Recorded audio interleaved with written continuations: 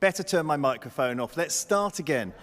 Good afternoon, everybody, and welcome to the Environment Committee of Wednesday, the 28th of July, 2021.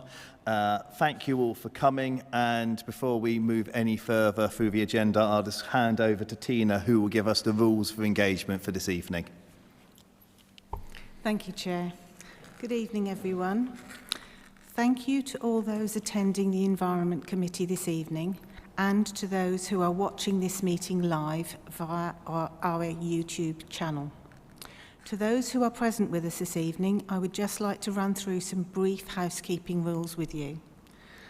Please could we ask you to use hand sanitizer when entering and exiting the room this evening, and you will find sanitizers located within the room should you require to use this during the meeting. We ask that face coverings are worn when moving around the room and are only removed when you are seated or standing to talk on an item. Please also remember to follow the social distancing guidelines in place. We are operating a one-way system in the room this evening, and you will see signs on the doors to assist you. We are not expecting any test fire drills this evening. If you should hear a fire alarm, please make your way out of the room and down the stairs where officers will assist you to the evacuation location, which is across the road outside the Star Hotel.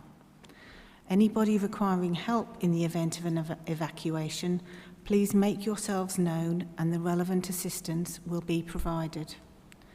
Please could I ask that all mobile phones are either switched off or put into silent mode. Members, I will remind you that should you wish to speak, please raise your hand and wait for myself or the chairman to acknowledge you, and your name will be added to those wishing to speak. When called to speak, you will be required to press the button on your microphone in front of you, which will turn red when active. Please can we ask that you speak both loudly and clearly into the microphone so those watching live can hear you.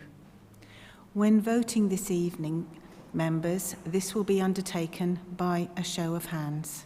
Thank you, Chair. Thank you, Tina.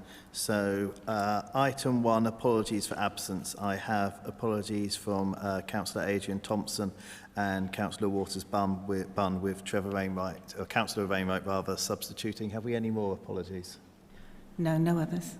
Thank you. Item 2, declarations of interest. Do any members have any declarations they wish to make?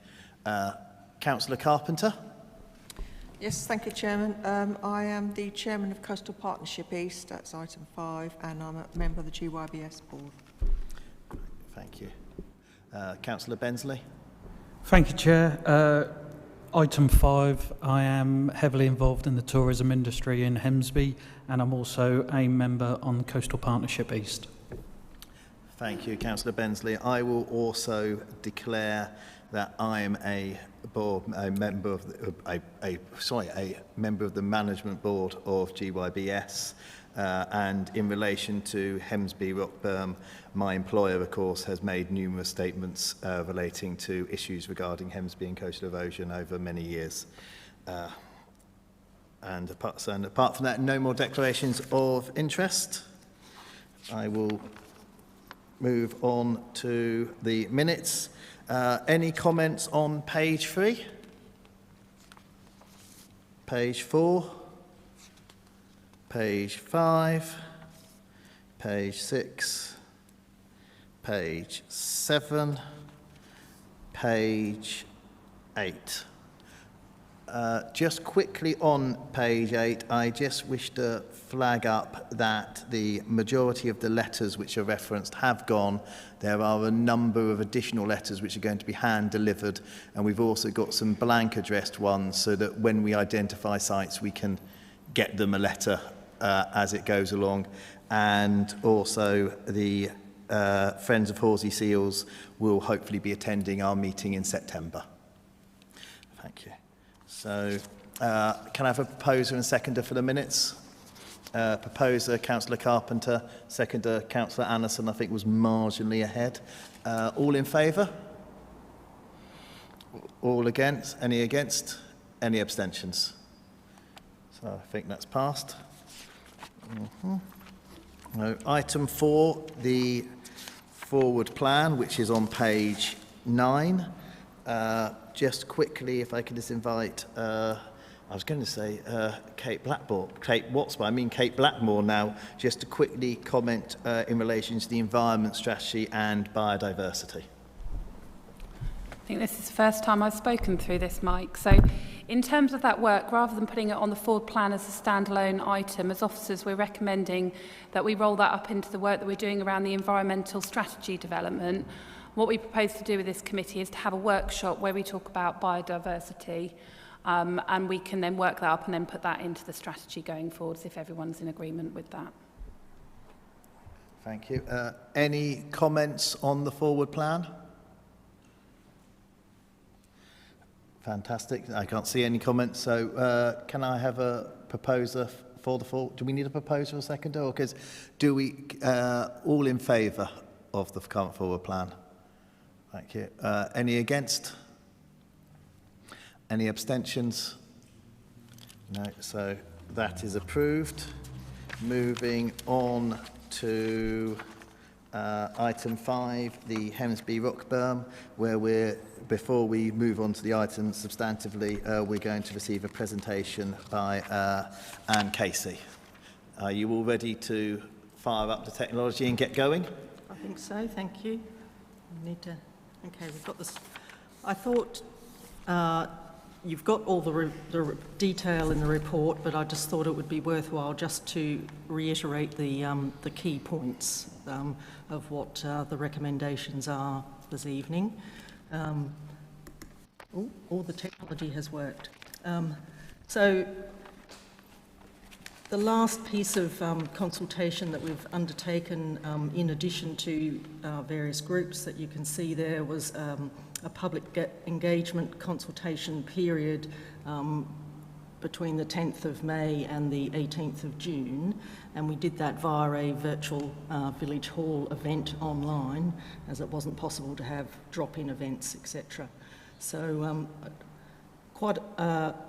almost 400 people visited the site, and we had 43 people left feedback, and in addition I had 6 questions come in by email which I answered.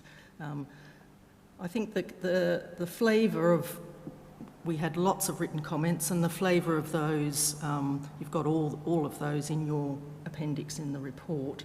I think the flavour of those were, we appreciate the work that's being done, we'd like you to get on and give us some sort of protection along the coast, and we think that the majority of people felt that we'd addressed the environmental impacts that are going to be considered within the documentation that goes to planning. So you can see there that in terms of the 4 options for rock berms, given it was relatively few people left feedback given the size of the community, I think it sort of gives a flavour that there is protection required, and we'd prefer that it's better protection than not, than lesser protection. So given the impacts on people's houses that would come from proceeding with a lower profile berm. So that's really what we've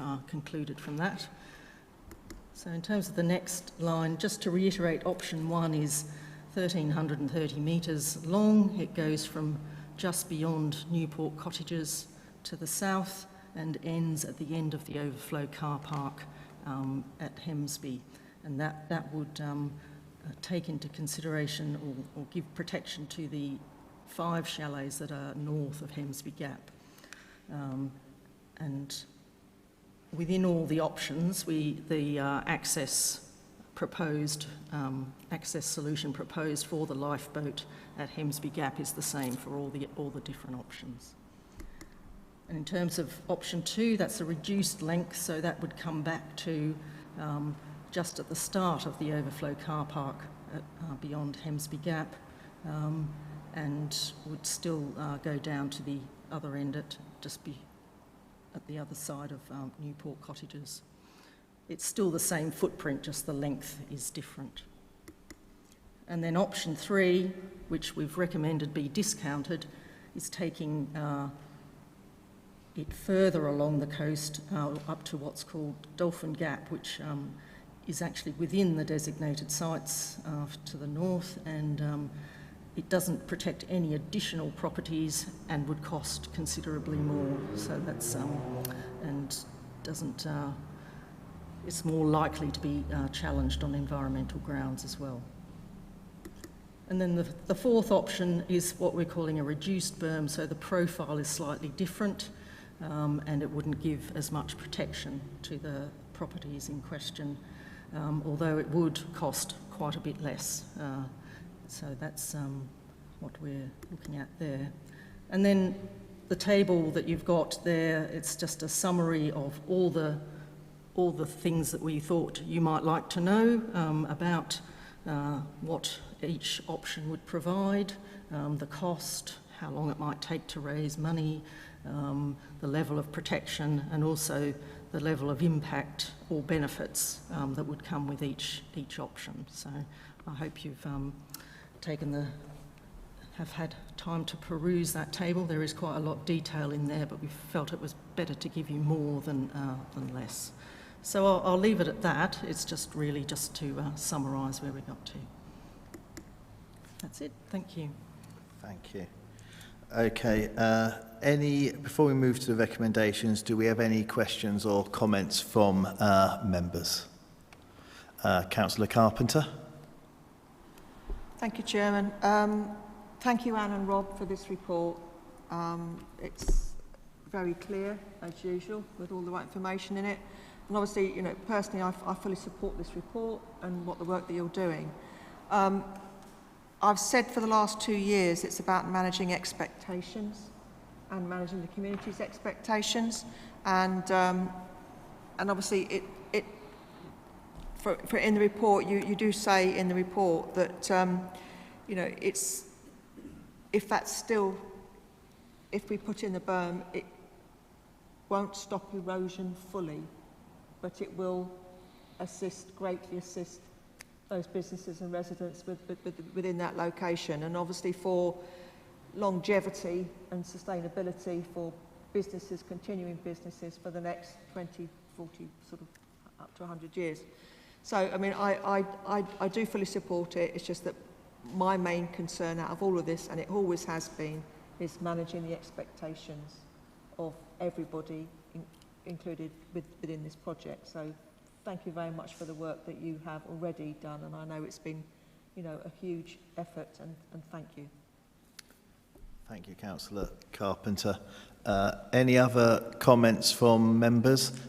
Councillor Wainwright. Yeah, I mean, I fully support this. I mean, I just think we just need to get on with it. I mean, we've been talking about this in about 2012. We've had so many studies done for this. We could build a rock burn, rock burn. I mean, you know, it's another study, you know, which we're commissioning to get the work done. But we've had so many reports on this, members' briefings. You know, we should just get on with it, basically, now. I mean, there is some money available, I believe. So we just need to get on with it and not keep having study after study. Thank you, Councillor Wainwright. I'm just going to quickly speak on this item as well. Said obviously I'm fully in support of moving forward with the proposals. I just wish to quickly counter one small assertion which Councillor Wainwright said. I fully agree that this has been a long time in the coming. There is something different here, and this is a concrete proposal, it's an unfortunate pun, deliberately being specifically put forward. So we actually have something on the table which we're actually now seeking the actual permissions, which means that we now have something solid to fundraise for. And obviously, no one is saying that's going to be an easy challenge, but I am confident that if we come together as a community, a council, with local and county councils as well, Natural England and all the other various agencies, we actually have got hopefully a conclusion to this saga so that we can get some support in place and Hemsby can know that we have given them the support which they need. Councillor Bensley? Thank you, Chair. Yeah, I'd just like to echo Councillor Wainwright's and Councillor Carpenter's concerns and opinions raised. I want to give massive credit to the officers at Great Yarmouth Borough Council and Coastal Partnership East to have got this far, as I said, as Councillor Wainwright said, after lots of meetings and lots of paperwork to get this far. This is a wonderful step. It's very exciting, but we need a level head. It's still a long way to go, but this is going to be a wonderful mechanism, or going to be a wonderful tool to help our coastal communities, which, let's be honest, our coastal communities have no mechanisms to help when it comes down to coastal erosion or flooding. That nationally, there seems to be some sort of a stigma where you have to be loaded or a millionaire to live beside the seaside or along the coast. It doesn't really work out like that. Well, it hasn't at Hemsby for some residents because they need the help and support, but I'm just so grateful to Yarmouth Borough Council and the leaders and Coastal Partnership East for helping a coastal community like Hemsby, and hopefully we'll be setting the standards where others will follow again, because it's a very emotional subject. People are losing their homes, and it's good that, as I said, the agencies are stepping up to try and help and try and find solutions. So I can only recommend this option, and I'm really pleased that we've got this far, so I can thank everybody involved. Thank you. Thank you, Councillor Bensley. Any more questions or comments from the committee? I can't see anything else. In my capacity as chairman, I did have discretion and chose to invite Councillor Gaylor as the other ward member for Hemsby to reflect that this is a particular local issue for, of course, his own ward. So I've invited him along. I don't know if you wish to say anything quickly as a contribution as well.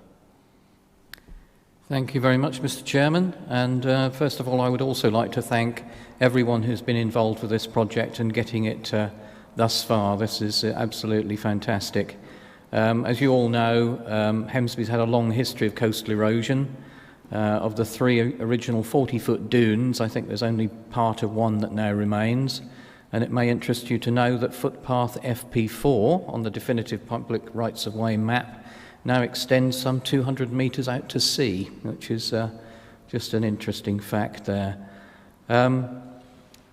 We're all very concerned, obviously, about around about 100 dwellings which are under threat, and people have expressed their concerns through different groups, and I've been pleased to be a part of many of those discussions. I should mention that I am also a trustee of Save Hemsby Coastline, just to ensure everybody knows of that fact. We mustn't forget too that the businesses adjacent to the gap and the businesses throughout Hemsby's Beach and Newport roads could be badly affected by coastal erosion at some point, and I'm very concerned about the economy because it is so heavily dependent upon tourism. With the rock berm options, the community is very pleased that the hexi blocks which Save Hemsby Coastline installed are being designed in as part of the ramp at the gap and the lifeboat access. I think that's really a very nice touch, and everybody's very pleased to see those being reused. And just to mention that the GYTA has commissioned a further breakdown of its usual report upon the economy for Greater Yarmouth, which now breaks down the figures into a finer granularity, so you can pretty well pick out Hemsby's figures, and I'm hoping that this will help in the decision-making process. I've passed a copy of that to the chairman, and I believe he's going to forward that out to members of this committee. So thank you for your time, and I urge you to support this project. Thank you. Thank you, Councillor Gaylor, and I will ensure that that is sent out to the wider membership. So the recommendations on the agenda paper are: 1, the progress of this work is noted; 2, the rock berm outline design option 1 is taken forward to seek necessary consents and licenses with flexibility to construct the shorter option 2 or lower option 4 structures Funding for consents and licences is available as identified in section 12.1, totalling no more than £10,000, this being delegated to Head of Property and Asset Management and VEAS, it should say actually, section 151 officer to authorise the following applications: planning consent, marine licence, coast protection notification, landowner consents. 3, to exclude from further consideration Rockburn option 3 for the reasons identified in table 1 of the report. 4, a funding strategy to be developed and funding applications submitted to relevant sources to maximise the likelihood of a scheme proposing. All in favour? Any against? And any abstentions? So that passes, and thank you all. And thank you, Anne and Rob, for all your work on this and for coming and presenting the report. Thank you. Item 6, waste and recycling update, which is page 49 of your agenda. And I assume, James, you'll be presenting? Yes, Mr. Chairman, thank you. Thank you. Thank you very much. This is just to give an update to members on what has been quite a unique year in terms of our ability to deal with waste and recycling, just to give an update of what's happened throughout that year and things that are planned. So if I move on to section 2, the first section really just a bit of a background as to our current processes. If we look at section 2 in relation to tonnages, this is where we start to see the impact that the pandemic has had over the last period of time. So residual tonnage over the year has seen a massive increase with over 1,700 tonnes additional capacity compared to the previous year, which equates to roughly 7% increase during that period of time. We're not the only authority that's seen that, as you can imagine, across the country. Other authorities have seen very similar increases in that period of time. People are spending more time at home. There is significant waste, they've had clear-outs, etc., etc. So that tonnage has been a massive increase. I suppose to counter that a little bit, in terms of our recycling tonnage, again, that's seen an increase, but that's gone up by nearly 9%. So despite the fact that we've had an overall increase in actual residual waste, we've seen an increase in the recycling tonnage as well, more so. I suppose the second positive to take from that is the fact that our recycling contamination over the same period has reduced as well. So we are currently on our best rate of recycling. If you look at the rates there, in terms of contamination rates, they are down to sort of 18%. Previous years we were 22, 23, so we have seen a reduction that appears to be remaining that way at the moment. So if we look at the waste and recycling as a whole, obviously it's been a heck of a year. I'm sure Chris, who sat next to me, will echo that in terms of what we've had to put in place to keep the crews operating. And GYBS have done a fantastic job in delivering the majority of our services with only a 6-week break in relation to garden waste and also the bulky collections. And considering the increase in tonnages through that period, it's been a hard graft, I think, for the guys on the ground. So I'd like to sort of thank them for their efforts, being out and about during that period of time for that period. So yes, if we move on, we talk about recycling consistency. That was more detail was provided to the Environment Committee on that in relation to the consultation around us, the government putting forward consistency of recycling across the whole country. The consultation for that has now finished, so we will await the findings of the consultation and the impacts that might have on us as a borough in terms of what recycling streams may have to come online and whether we continue with commingled collection as we do across the county at the moment. So if I move on to garden waste, you'll see in the performance reports a little bit more about this. What I'd like to do is bring a further committee report in a bit more detail around garden waste in the future, because obviously with the 6-week delay and 6-week extension period around that, we're still trying to get to grips with the number of new customers. Recently, a letter went out, or a flyer went out, promoting recycling of garden waste, both through our scheme and also through the County Council reduced cost for compost bins. That has seen a significant increase in the number of customers coming our way from a garden bin perspective. So in discussions, we'd like to bring a further report, which we'll be able to detail that probably in the September meeting once all of those things have bottomed out. Then move on to bulky waste collection. As we can see, despite having a 6-week break in the middle of that, our numbers for the financial year are over 100 up compared to that, even with the 6-week break. If you were to sort of keep those numbers as they were, it would be over 5,000, which would be nearly about 34% increase in the amount of bulky collections that we've done. The crews have been full on with that, to the point where they used to do the bin deliveries as well. They can't resource that because they are literally flat tack with doing the bulky waste collections. So even though the prices did go up in that year, we have seen a massive increase in the use of that service, and I think that will continue for some time. It doesn't seem to have quietened down, really, to be honest with you. If we then move on to fly tipping, unfortunately our fly tipping numbers have increased. Again, this is not something that's unique to Great Yarmouth during this period.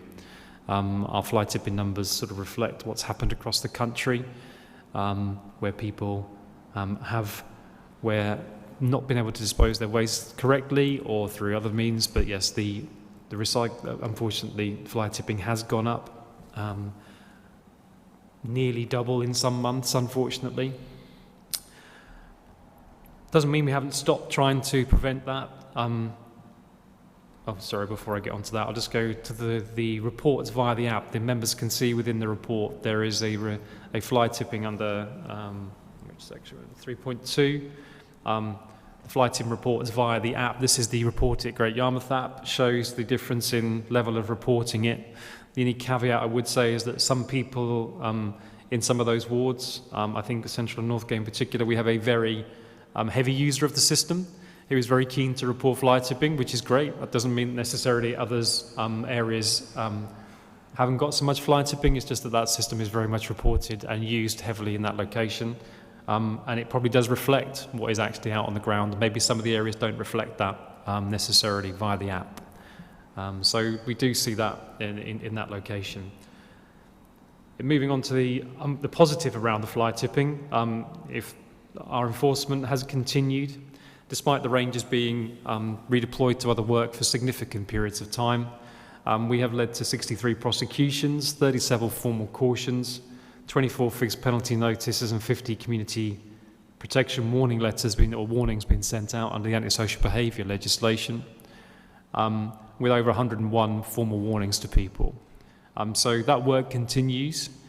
I suppose what I would take from it is the fact that obviously even though we are doing that level of enforcement, there is still some work to do around education and those individuals, because enforcement alone doesn't necessarily appear to be resolving the issues that we have within the borough around fly tipping.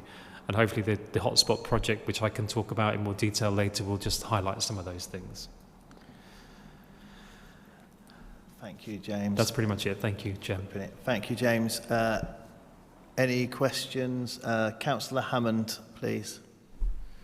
Thank you, Chair. I was just wondering, from that report, when people phone up and ask for something to be removed and they get told they have a 1 to 3 week wait, do they say, oh, forget it, I'm not going to bother, and then fly tip?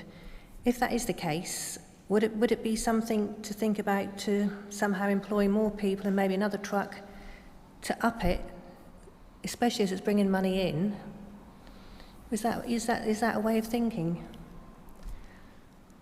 Do you understand what I mean? Yeah, thank you. Yeah, no, I do understand what you mean. I think maybe Chris might opinion on this, but I think from our perspective is, I don't think we get that many abortive calls. I think people are appearing to be willing to wait for that bulky waste collection. What I would say, I think what has happened, and most of our fly tipping, as we can see from the report, is mainly people who are putting stuff out the back thinking it's part of its normal collection, so out of the back alleyways or other locations, because it always has been collected, because we want to get rid of our waste quickly and don't want to leave it on the streets. People think that's part of the service to a certain extent. So I think that's some of the battle in terms of education of some of the residents we have to get over.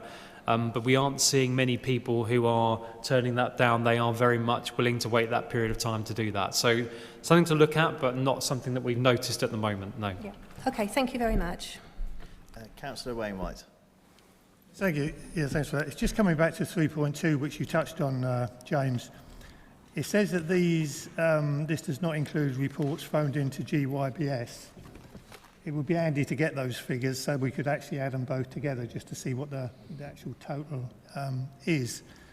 It does concern me, Central and Northgate. I mean, 710 fly tipping incidents. When you look at the other wards, they're relatively pretty low really, other than Nelson, which is expected. But I sometimes wonder if people know that if they dump stuff outside and it's reported, it's going to get picked up. So it concerns me that and that's the way people think. And of course they would. Well, if I put that out, somebody's going to take a picture of it and it's going to be picked up tomorrow. So I think at times we may be sort of encouraging people to fly tip to pick stuff up. I may be totally wrong on that, but it's a very, very high figure for Central and Northgate. I mean, 710 reports without GYBS report, incidents as well. So I don't think there's anything we can do about it, but it just does raise concern that, people are savvy. They think, well, somebody comes around, they take a picture of it, and the next day it's gone. I don't know how you can combat that, but it must be costing us a fortune to do that. Yeah, I'd agree with you absolutely. There is a mindset that if it is put out, it is collected, and that's a difficult thing to change when we've had that for a period of time. The hotspot project is just north of Central and Northgate where we're doing the work. A bit later on we'll talk about where we're trying to educate people around that. But it's going to be a long, slow process, I think, to educate those people who are used to just putting waste out in the back alleyway and they expect it to be collected. It may have to make things a little bit worse before they get better in terms of educating those people in that location. But yeah, with those numbers, it does concern me. In relation to the other numbers, we would like to try and get that together. That's a bit harder in terms of the wards where they're put through in terms of the data, but it's something we are working on. Thank you. Councillor Talbot. Thank you, Chair. One question with regards to those numbers, especially with Central and Northgate. Is it possible to know how many of those are duplicate reports? Because obviously I know I've sent in several reports myself, especially around the Northgate Street area, and quite often I've rung up and chased it up later and I'm made aware that there's been a few reports about that specific item. So obviously with that being such a high figure, is it possible to find out what the duplicate figure is to take that number down? So rather than reports, rather incidents, if that makes sense. My second question, with the bulky item collection, what happens with those bulky items, and do we ever look at actually recycling those items through First Move Furnish Aid or something like that? Thank you. You seem to be in discussion as to who's best to answer.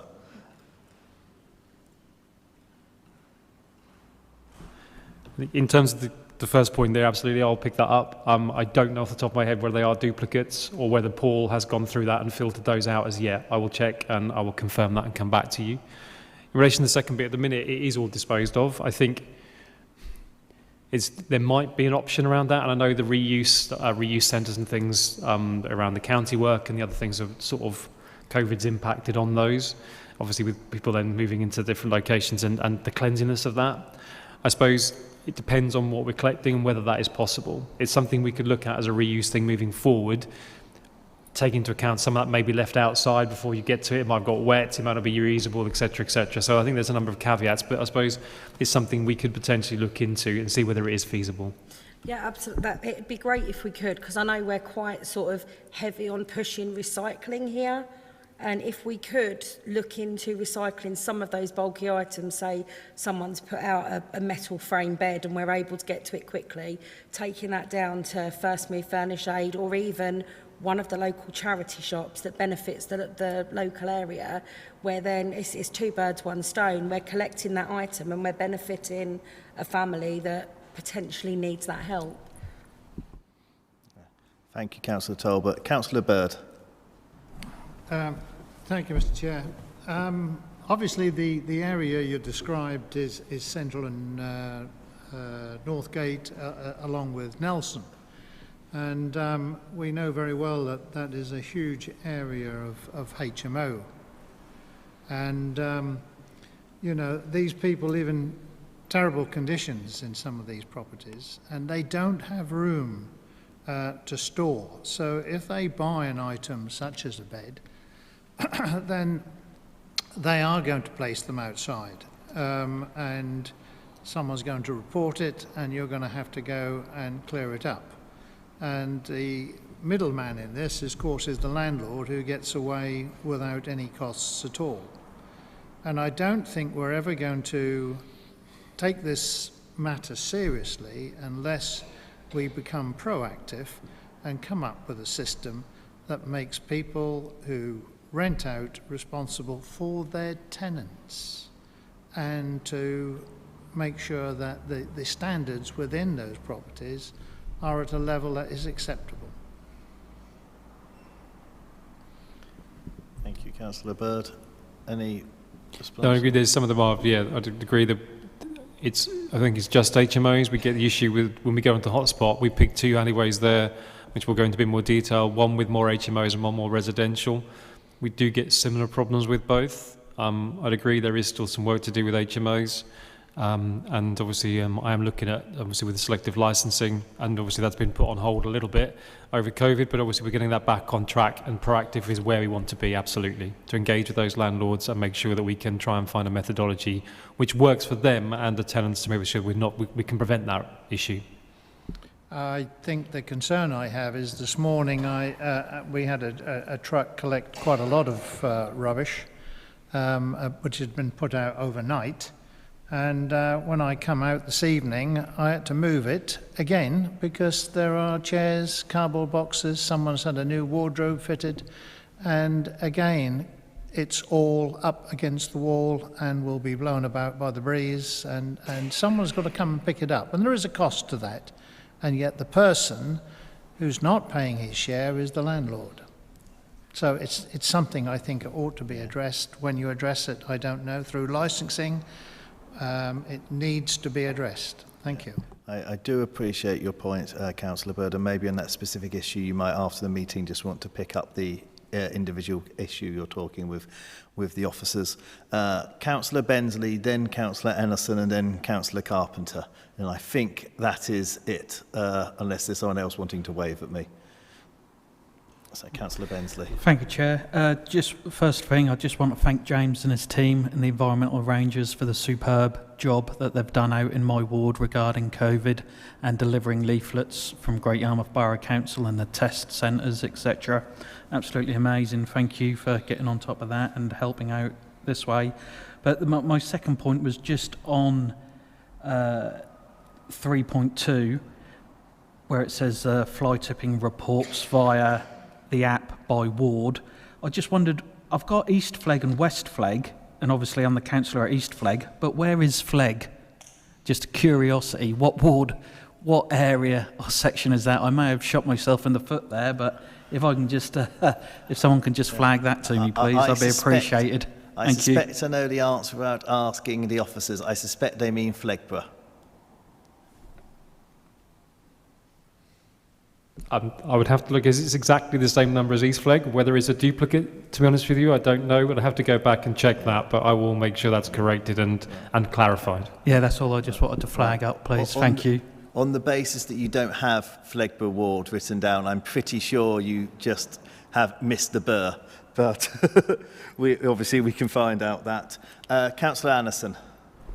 Thank you, Chair. With waste and recycling, I believe there'll always be challenges and problems. But over the last 18 months, our bin crews have done a great job in our borough. One of the best sort of departments, I would say, of GYBS. And, you know, and credit to all those bin crews, do a fantastic job.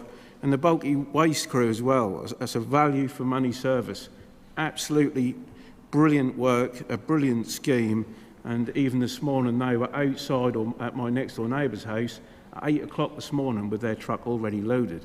Absolutely brilliant scheme for the residents of the borough, even though we did increase the charges. But they do a tremendous, tremendous work in our borough, and credit to them all. Thank you, Councillor Allison. Councillor Carpenter?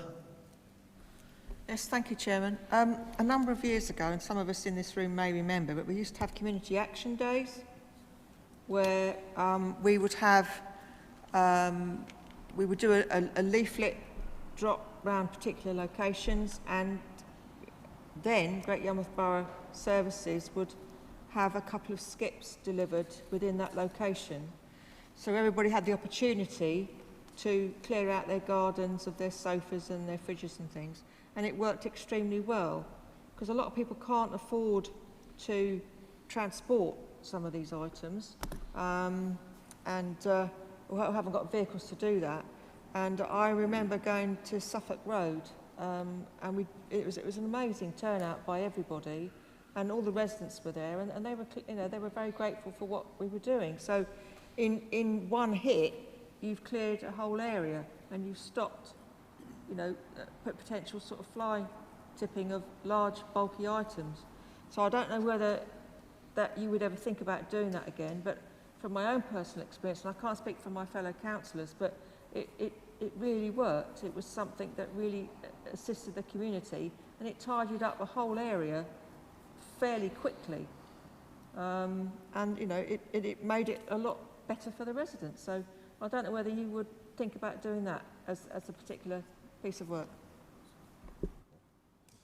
Yeah, happy to try that. If it's something that's worked before, I'm sure others in my service who've been involved in those previously might be able to comment on that, but we can have a look and see whether it's something we can pick up again, yeah? Yeah, Paul Shucksmith would know. Yeah, I'm sure Paul would know, yeah, absolutely. I think Kate wants to quickly say something on that. Yeah, Penny, when I used to look after environmental health, I remember those days very well, and it was a kind of joint approach from the terms of us supporting those premises, enabled to them clear, but also then being very clear around what the enforcement might be after we've done that. But there are obviously some cost implications. So if we were going to propose to do that, it would be something that we would need to bring back to these members. I think at the time also we had some challenges from some of the more rural parishes, for example, that felt that we were again putting resources in some of our more deprived areas, and that was something that they challenged us around that decision-making process. But I think it's something that we could perhaps look at in terms of whether or not members are minded to bring that back once officers have had a chance just to pull together some more detailed information around that. Thank you. Both Councillor Allison and Councillor Talbot have asked to speak again. Obviously, ideally, we try and keep it to one go, but if you're going to be very quick, yep. Councillor Allison and then Councillor Talbot. Yeah, thank you, Chair. I just wondered if there's an update regarding the entrance to Gapton Travellers site. I know many members on here have spoke that before. There's still an eyesore in our town and still all lays there, and we were told quite a few months ago that this was going to be addressed. That absolutely winds me up every day I drive past that site. Thank you, Councillor Anderson. I think Chris has got a response. Yeah, there's been a delay with the CCTV procurement there, so we've gone in this week and we've cleared 2 areas, but we're just waiting for the CCTV system to go in so we can clear the whole site. But Mark is looking at it with Justin, and they're looking to put a plan in place. So yeah, it's back on again. Councillor Talbot. Thank you, Chair. I just wanted to comment on what Councillor Carpenter had just said, in that I think that's a brilliant idea. I can remember probably 30 years ago in Kent, where I used to live, they had a similar system. And it was always really well received by the residents. Obviously, completely different area, I know. But going on with that, with what I've said on recycling, that's a sort of double thing there. If you've got a skip set up, you've then got a community recycling day as well, where someone's got a sofa they don't want, someone needs a sofa. It could work really, really well. Thank you, Councillor Talbot. Okay, if there's no more further comments, let's move to the recommendations, which are on page 49. Yes, it is 49. All in favour? Any against? Any abstentions? So that's passed. Moving on to item 7, which is page 59, fly tipping and waste hotspot project update. That's you again, James, isn't it? It is. Thank you, Chair. So yeah, as members of the committee will know, that obviously pre-COVID we started working around some hotspots, and there was a member working group to identify those and to try and deal with some of the issues that we have got in those locations. After a number of small little delays, we've managed to finally get going with this project. So we pulled together the team around the comms team at GYBC, GYBS colleagues, and I've managed to get some resources in from the Norfolk Waste Partnership, because this might be lessons learned from this project that could be identified and used in other localities across the county. So we monitored an area around sort of the grid that you can see in 2.2 around Salisbury Road there, identified there was 10 alleyways that we monitored for a period of time to see where the issues were. After looking at the data, passageway 1 and 4 and detailed on the map were the ones that were seen as the ones with the biggest issues. The reason we chose those two, number 1 is slightly more residential in terms of the normal terrace properties. Number 4 is slightly larger properties, a number of which are probably shared accommodation or potentially HMOs as well. So to try and get a feel for the two. Obviously, the big issues we have in there are large numbers of bins that are left out for long periods of time. At one point, this was the Great Yarmouth crime hotspot, mainly for bins thefts alone. It skewed figures in relation to that because of the number of bin thefts. So we are looking to get police colleagues involved in this project moving forwards. Obviously, fly tipping as well in those localities. Alleyways, there is a large number of materials, as we've talked about previously, left out for people just to collect. So we identified those areas, identified what we're going to do in those areas in terms of picking up the key things, and our key things were around the number of bins left out and fly tipping. We know there's misuse of bins, etc., but we wanted to target those two things first. So we targeted those, and we sent out a message from your bin men. So it was quite a friendly approach to, in the first instances, trying to engage with those people in those properties. Giving them bin stickers so they can identify their bins, because there is a large number of bins just left out, I think, all the time, and no one has any ownership associated with those, and trying to take some responsibility and ownership for the individual residents. We also, at that point, when a material was fly tipped, we didn't just pick it up. We put a big sticker on it saying to identify this is fly tipping. It was left for a 24-hour period before it was cleared up, and the officers doing the monitoring on the ground, the rangers and some of the GYBS colleagues, were talking to a lot of people and explaining what that actually meant to individuals, what was fly tipping. And there is, as we probably guessed, quite a lot of misunderstanding around what is actually fly tipping. I just put it out there because I assumed it was part of the collection and the right thing to do. So that education has started because of that. With that letter, we have now seen about 20% of those bins have now been numbered and pushed out. And to be honest with you, I thought that number was quite a little disappointed when I first read that number, but when colleagues in comms said that sometimes your uptake is very low and can be 5% or less with the initial engagement, we were quite pleased with that uptake in terms of that work. And we have seen a slight reduction in fly tipping, but not significant in those alleyways. So we're in phase 2 now, where we've started, a second letter has gone out to all those residents saying, good work so far, but we've got a lot more work to do, and explaining what will happen. So we're now into enforcement mode around fly tipping where we have sufficient evidence, and we are now looking at all of the bins, identifying the bins, and we've got the right number of bins there, removing those what we call rogue bins as such, where they're not associated with a property at all, and then trying to get the bins taken in from those individuals who should have the ability to take it into their property and identify that. So that's where we're at the moment. Obviously, once we've finished the project in terms of that next phase, which will be at least another month's time, we'd like to come back to the committee and say sort of any lessons learned, and whether we can then roll that out into other areas of the borough where we know we have very similar issues across the board. And we can tweak them and hopefully roll this and have a model where this will work across the borough to assist us with some of those issues. This is a learning exercise for us to make sure what works and what doesn't. And we hope when we get to the next phase that we can try and sustain that with some community involvement and also the engagement with the residents moving forward, so we don't have to keep officers patrolling that area, because it is quite resource intensive as we move forward. Thank you, Chair. Thank you. Any questions or comments from the committee? Councillor Carpenter.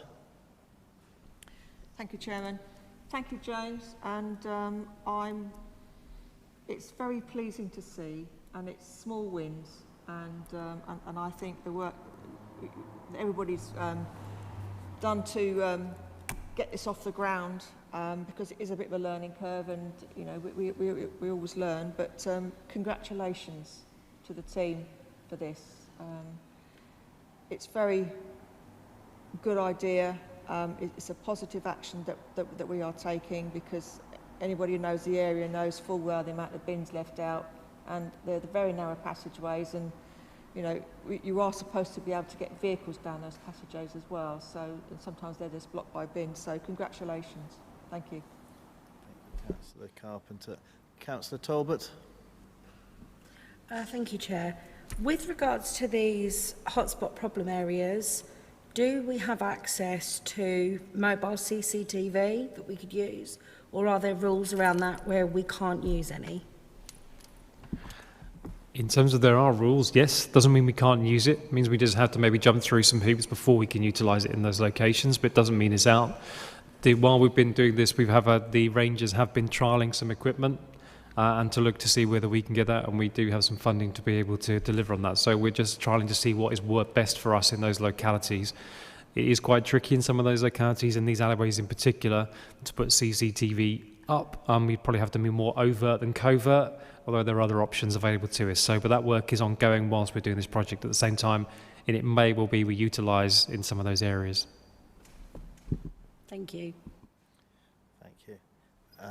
Okay, the recommendation is that the committee notes the update on the project. All in favour? Any against? No abstentions, I assume. So that passes. We note the update. Thank you for all your work on that, and we look forward to obviously seeing the final results of this project. Item 8, annual performance update. I believe it's you again, James, is it?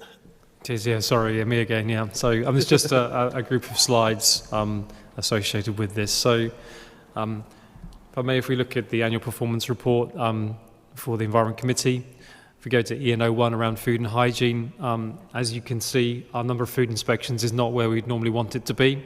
Obviously, our food inspection team were very much focused on the COVID work around business advice and enforcement around that.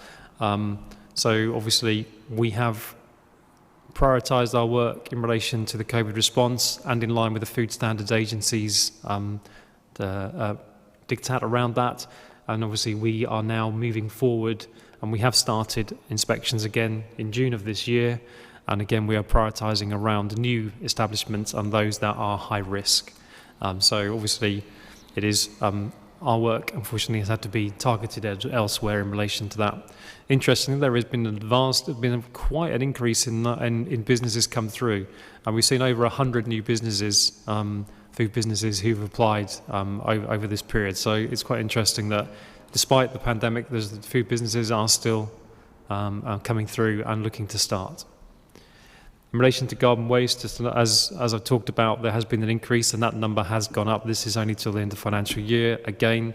So as we can see, we're probably at our highest number, with over 1,000 increase from last year, and that has gone up again. So we will come back with more detail for that in the future in terms of the and the impact on the service. We've seen an increase in tonnage, and that's led to over £4,000 in additional recycling credits gained through that process. So good news, and we did think we'd be a region of 12,000, and we are getting very close to that with nearly sort of 90% take up now, 89-90%. So it was very pleasing, and I know it has gone up since then. We move on to the next slide.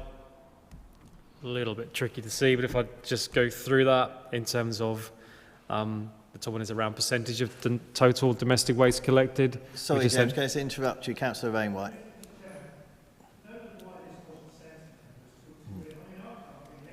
No. James, but I don't know why you've even got it up. I mean, perhaps Carl can read it, I don't know, but I don't think anybody at the back here can read it whatsoever. Just pointless. So I just don't understand why we weren't sent this information to read before the meeting. I mean, there are only slides. It could have been sent to us. It's only my opinion, but it's impossible to read. So So it hasn't been sent out? Or has it been sent out? I think I sent it out at 5 to 6. Have you not received it? Sorry. I'm sorry, I thought you had received it, so... No, even if, I think Tina sent it around earlier today, but you're quite correct. It was very late in the day that we sent that around. We can only apologise for that and make sure that in the future you get that information when the papers go out. So I can only apologise for that. Bluntly, I agree with Councillor Wainwright. So we do need to ensure that we get the information in good time. Yeah, apologies for that, forward. Chair. Yeah. However, there's nothing we can do about that now. So let's just not do it for the future. But if you can carry on, Yep. James, No, I understand. Absolutely. Take that on board. I'll make sure that happens next time. In relation to EN03, which is around the percentage. So I think, Councillor Wright, did you say you've got it? Perfect. Thank you. In relation to percentage. Yeah. It is.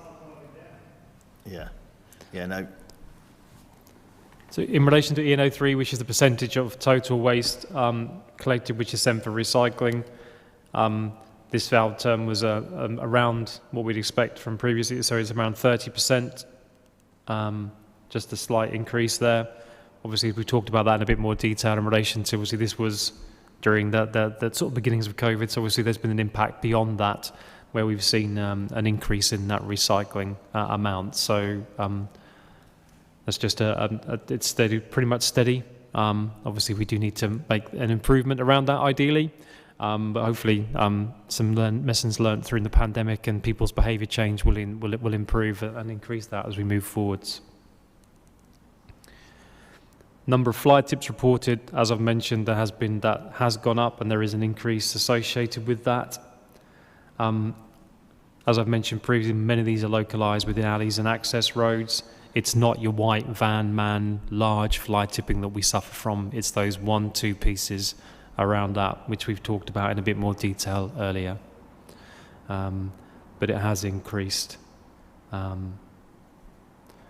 And the number of, in relation to the number of streets in the borough meeting the cleanliness standards, slight increase in the detritus from 96 to 98%, and the litter has around about the 97% in terms of the monitoring that's been undertaken by both ourselves and also GYBS colleagues. I think we probably all have seen there's been an increase during this financial year in relation to the HIT squad and the work that they've done around the cleanliness there. And I think members hopefully would agree with me that there has been an increase in the cleanliness on the streets on a whole from the work that's been targeted around the borough. So I think that's a good news story, and hopefully that will reflect in the numbers as we move forward. And the final slide, as I've talked about, is in relation to the contamination rate in dry recycling. So we have seen a reduction in relation to that up to 18 points from around 20. So we are hopeful again that will continue, and we will continue to see that, and we can hopefully jump on the back of the pandemic response and actually continue to educate people around that recycling and keep that rate lower, working with our colleagues at the Norfolk Waste Partnership to continue that work. Thank you, James. We've got a few questions from members, but before we start, I have one. On the second slide, it's a wonderful word, detritus. What's the definition of that, and when is it detritus and when is it litter? So I'm sure Chris will correct me if I'm wrong here. Pressure's on with him next to me. So the detritus is more around your dirt, muck, leaf litter, things of that nature. Litter is what we've seen as waste that is dumped down. So on-you-go waste, your crisp packets, your bottles, etc. Detritus is more natural and just build up over time around that. Okay, thank you. Councillor Anderson. Thank you, Chair. With regards to the garden waste service, another brilliant scheme for residents, and great to see that increasing. Recently, I've had a number of residents moving into new properties on the Persimmon development in Bradwell who I know there's challenging times with COVID, but they have absolutely waited weeks and weeks to get their brown bin. I was told that is to do with COVID, but obviously, you know, that's good that these residents are taken up and willing to do this scheme, but I'm just a little bit concerned about the amount of time that they are having to wait for a brown bin. You know, I just wondered if there's any way we could get round it in the meantime, if there is a shortage of brown bins, to get round that at the moment. Chris? Yeah, two parts to that. There was a delay with the delivery for the brown bins, so we didn't get it in May as we should have done, and we finally got the delivery in July, so we've got about a 400 bin backlog, which the guys are doing extra hours at the end of the day, and we're doing weekends as well to try and get through that backlog. So it wasn't through the lack of resources, it was a delay in the delivery of the bins, because there's a plastic shortage as well, sort of globally. Yeah, thank you. Yeah, there was one of the residents, I think they did get theirs on a Sunday, actually. Yeah. They're being dropped off, so yeah. Thank you. Councillor Bird. Thank you, Chair. Just address the recycling issue. I attended a parish meeting last week, and they're very keen to get into schools and promote recycling. And one of the things that bothered me a bit is they weren't really up to scratch on what was a recycling material, and they were talking about putting paper that had gone through the strimmer. Now, you know, there is a problem we have, that we're not up to date with what you feel is recycling and what we believe to be recycling. Can you keep us up to date with that in forms of leaflets, so that people understand what they can actually recycle and what they can't? Yeah, it is a very good point, and that's where obviously where the government are going with the waste consultation around recycling and getting consistency of approach. We can share with members, absolutely, and maybe some of our colleagues at parish as well, in relation to what is recycling. It's that there is a very good, the Norfolk Recycles website, which we keep up to date, is through the Norfolk Waste Partnership, gives you really good detail of what you can and can't recycle. So I'm happy to share that link with members so that they can then share that wider. Absolutely. Thank you. Thank you. Any more questions? If not, I believe for this, it's just a note, the update. All in favour? Any against? Any abstentions?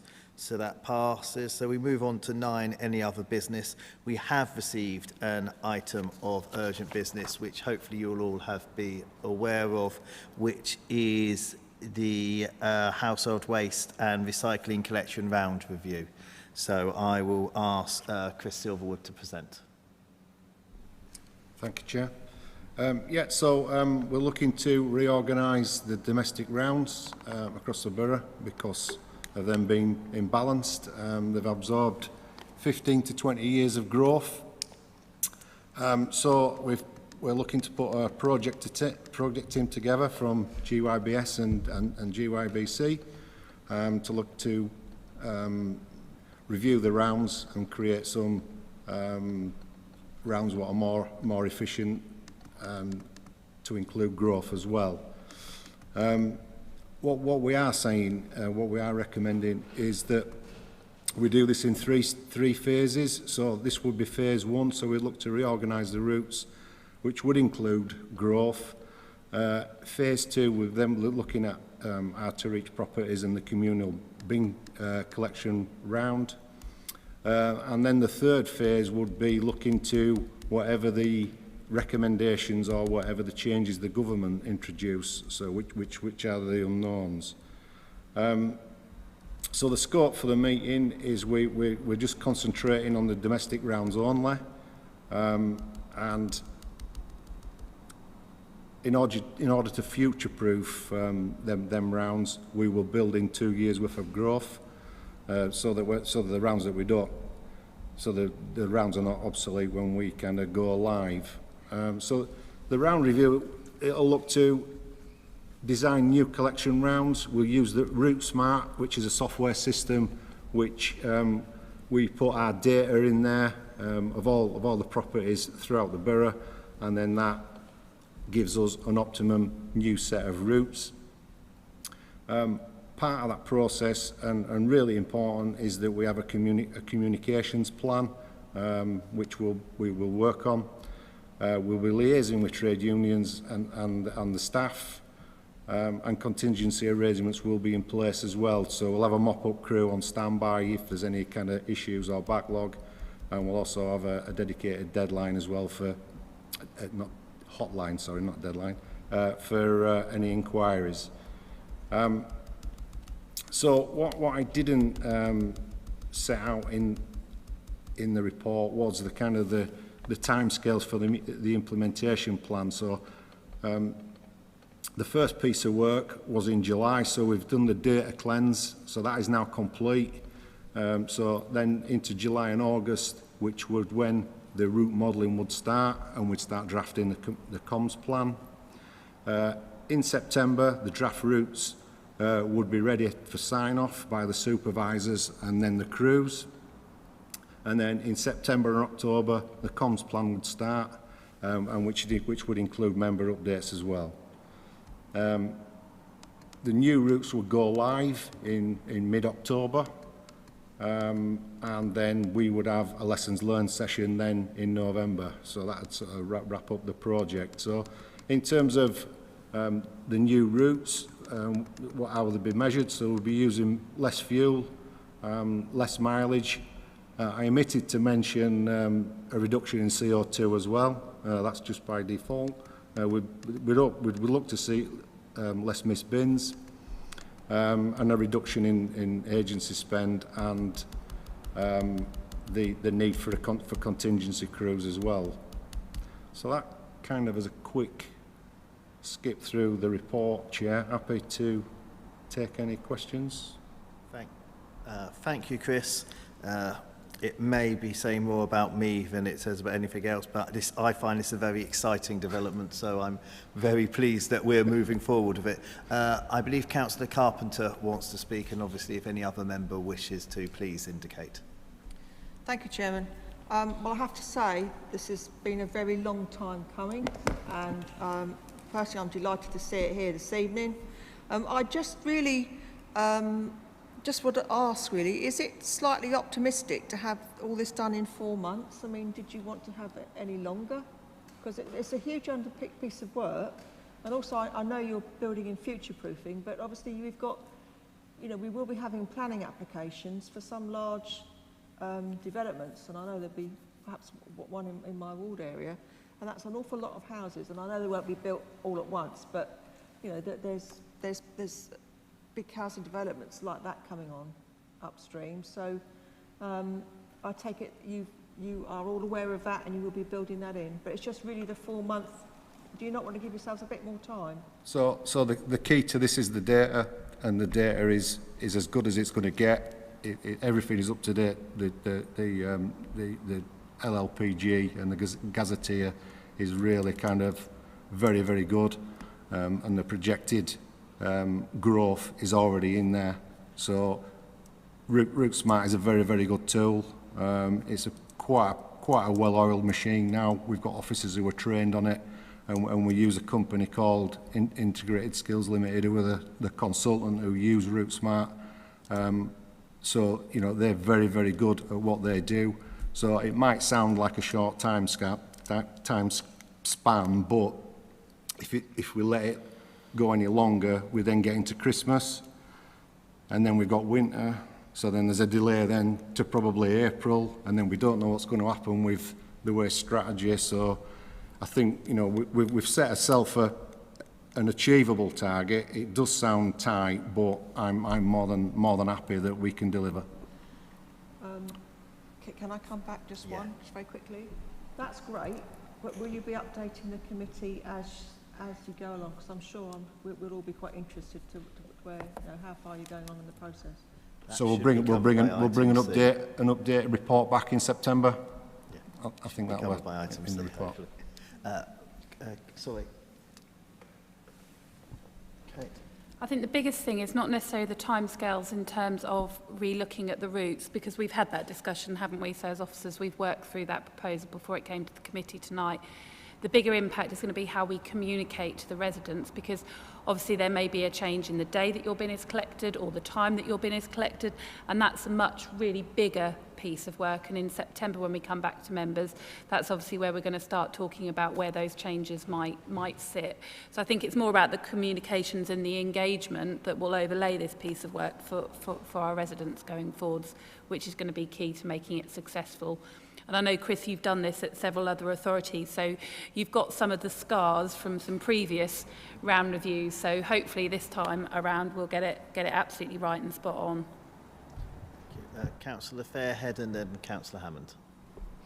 Yeah, it was good to see that under the benefits, but it's your fuel has decreased, your mileage decreased. Number of missed bins is the only thing I can't quite work out. But the other thing I thought that looked really nice or really good was that the agency staff spend would be decreased. Is that by employing permanent staff for yourselves?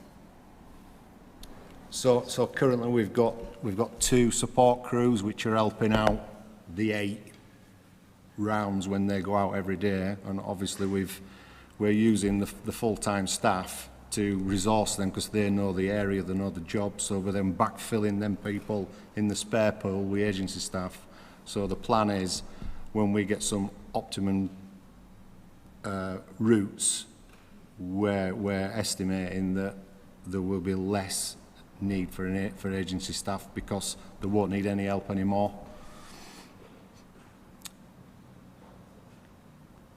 Thank you.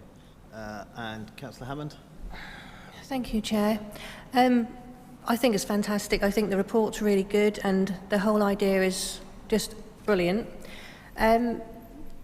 What you were saying about letting the residents know, I thought this about the earlier one about recycling but didn't say anything. What about the bin men actually putting stickers on the bin saying, this is what you can recycle and your new date of pickup will be Mondays, Tuesdays, whatever. Just that way people haven't got a letter, they just throw straight in the bin. Chris? So previously I've used what they call a bin tag, and you put it on the handle the week before and it'll have the key messages on there. But obviously there's 2 sides to it. We could also put some reminders on there as well. So that goes out the week before, and that's all part of the comms plan. Yeah, thank you. Thank you. Thank you. So if there's no further comments, the recommendations are on the report. Just in case, because it was an item of urgent business, I'll just read it, that the recommends that the Environment Committee confirms its support to undertake a collection round review as set out in the report, B, agrees to underwrite the cost of up to £15,000 to undertake the review as a joint project between the Council and its joint venture company, Great Yarmouth Borough Services Limited, C, requests as the Director of Operational Services provide an update to the Environment Committee pre-implementation of this review. All in favour? Any against? Any abstentions? So that passes. So that then moves to exclusion of the public, of which we have no business. So that brings it to the end of the meeting. And thank you all for coming, and thank you to all of the officers for their ongoing work. Thank you very much.